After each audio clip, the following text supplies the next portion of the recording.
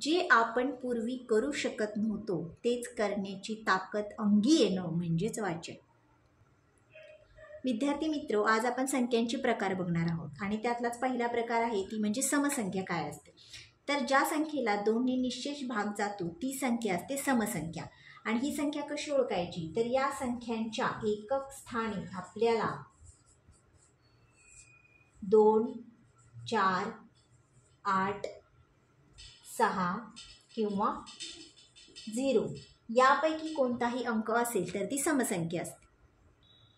संख्येचा दुसरा प्रकार तो आहे विषम संख्या. तर विषम संख्या म्हणजे काय, तर ज्या संख्येला 2 ने भागले असता बाकी 1 उरते ती विषम संख्या असते. आणि या विषम संख्यांच्या एकक स्थानी आपल्याला 1, 3, 7, 9, 5 यांसारखे अंक असतात. तर इथे सांगितलेलं आहे 2 ने भागले असता बाकी 1 उरते. तर आपण यातली संख्या घेऊन बघूया. आता आपण 3 ला जर 2 ने भागले, बे एके बे, तर बाकी 1 उरते. आपण जर 5 घेतले त्याला 2 ने भागले, बे दोन्ही 4, तर बाकी 1 उरते. तर या असतात विषम संख्या.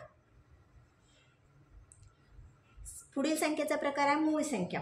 तर एकाहून मोठ्या अशा ज्या संख्येला 1 किंवा तीच संख्या याशिवाय अन्य कोणत्याही संख्येने निश्चेष भाग जात नाही ती मूळ संख्या होय. त्यामध्ये 2, 3, 5, 7, 11, 13, 17, 19, 23 इत्यादी संख्या येतात. 1 ते 100 या संख्यांमध्ये एकूण 25 ह्या मूळ संख्या आहेत.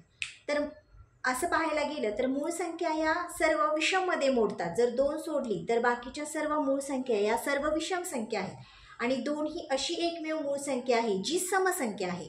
बाकी सर्व संख्या मूळ संख्या या विषम संख्या आहेत. संयुक्त संख्या, ज्या संख्या मूळ संख्या नाही त्या सर्व संख्यांना आपण संयुक्त संख्या म्हणायची.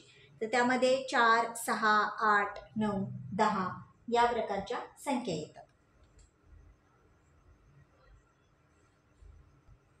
आता एक महत्त्वाचा पॉईंट लक्षात घ्यायचं म्हणजे 1 ही मूळ ही संख्या नाही आणि ती संयुक्त संख्याही नाही.